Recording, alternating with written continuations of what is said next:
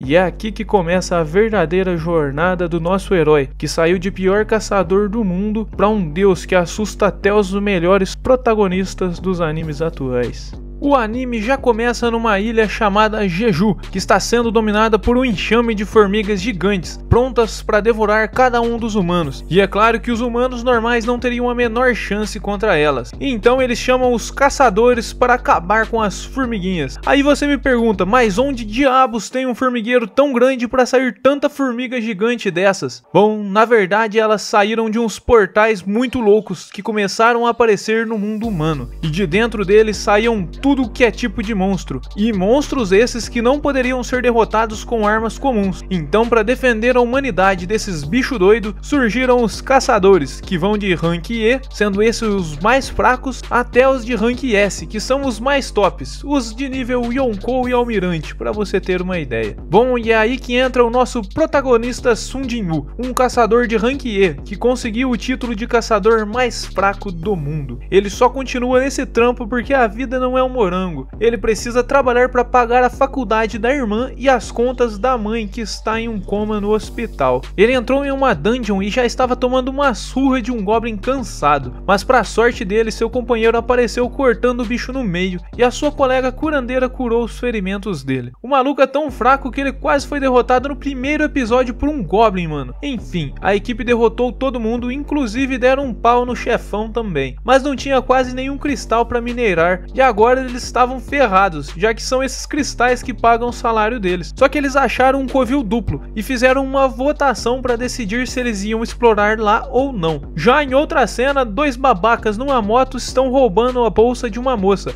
até que uma outra moça apareceu dando um mortal triplo carpado para recuperar a bolsa e derrubar os malucos da moto. Essa era a Sharein, uma caçadora de rank S muito importante para a vida do nosso protagonista no futuro, mas para isso ainda falta. No caminho para o covil duplo, Jin-woo foi xingado até, porque ele quase foi solado por um goblin e ainda quer entrar em uma dungeon desconhecida com poderes desconhecidos com inimigos desconhecidos. Enfim, eles chegaram no fim do túnel e tinha uma porta gigante, e assim que eles entraram, várias tochas começaram a acender. O lugar estava cheio de estátuas bizarras, mas não tinha nenhum monstro, e eles encontraram um quadro mostrando os mandamentos do templo. O primeiro era venerar a Deus, o segundo louvar a Deus, e o terceiro provar sua fé em Deus. Mas a Junri estava tremendo porque viu o olho da estátua se mexendo. Do nada as portas se fecharam e agora eles estavam presos, e esse careca ficou pistola e disse que tá vazando, eles que fiquem com todo o tesouro. Mas assim que ele encostou na porta, foi cortado no meio por uma estátua segurando um machado. Aí é claro que todo mundo ficou em choque, porque isso não é uma dungeon de rank E nem aqui nem na China, ou melhor, na Coreia, né? Continuando, outra estátua olhou pro Jin-woo e ele gritou para todo mundo deitar no chão, e quem não quis ouvir se ferrou porque ela explodiu todo mundo. A Junri já estava enlouquecendo e você deve imaginar que essas horas ela não era a única. E enfim, continua no próximo episódio.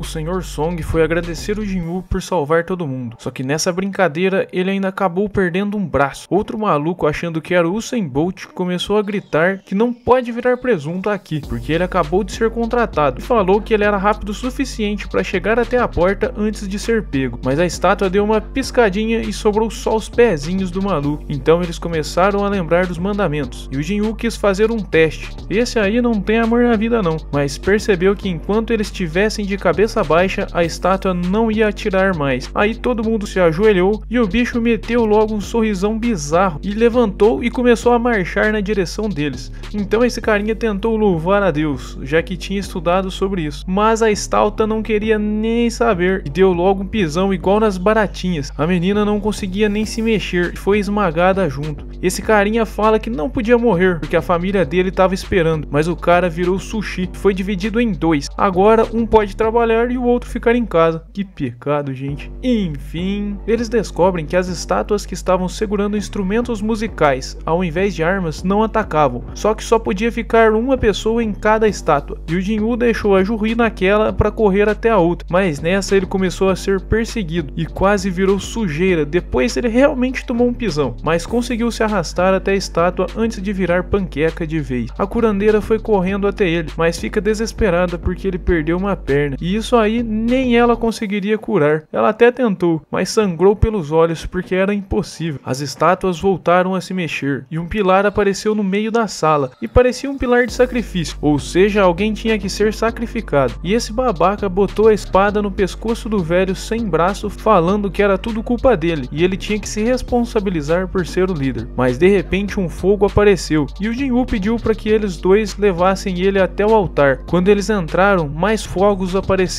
e pediu para os outros dois virem também. Assim que todo mundo entrou, as portas se abriram, só que de brinde as estátuas começaram a se mexer. Então Jinwoo mandou ninguém tirar os olhos das estátuas, porque elas se mexiam quando paravam de olhar. Só que a mina não aguentou e meteu o pé de lá, e como ela sobreviveu, o outro cara largou o Jinwoo e saiu correndo também. O Jinwoo fala que ninguém mais poderia sair, porque senão eles iam ficar com pontos cegos. Mas esse cara não quis nem saber, disse que tinha uma família esperando por ele. O velho Song falou para os dois saírem de lá, porque eles ainda têm muitos anos para viver. Mas a Ju-Hee estava com tanto medo que as pernas dela pararam de funcionar. E depois de muita discussão, o Jinwoo conseguiu convencer o coroa a levar a guria de lá. E é claro que ela não queria aceitar, né? Mas ele prometeu que ia levar ela para comer. Então ele deu o único cristal que tinha conseguido para ela comprar um hamburgão no caminho. Aí todo mundo saiu e só sobrou o nosso prota. E já que ele ia morrer, pelo menos queria levar uma estátua junto. Tadinho, delirou, mas na primeira espadada ele viu a vida passando diante dos seus olhos. E aqui não tem essa de morrer sem sofrimento não. O moleque foi perdendo todas as partes do corpo lentamente, até ficar parecendo um boneco de Lego. Aí ele começou a xingar o Kim, porque ele também tinha uma família esperando por ele. Ele foi arremessado no altar e percebeu que ele realmente não queria morrer. Só que quando a estátua ia afundar a espada na cara dele, uma notificação apareceu falando que ele desbloqueou a coragem dos fracos e perguntando se ele quer virar um jogador. Se ele recusasse, estava de boa também. O coração dele só ia parar de bater em 0,2 segundos, nada demais. E é aqui que começa a verdadeira jornada do nosso herói, que saiu de pior caçador do mundo para um deus que assusta até os melhores protagonistas dos animes atuais.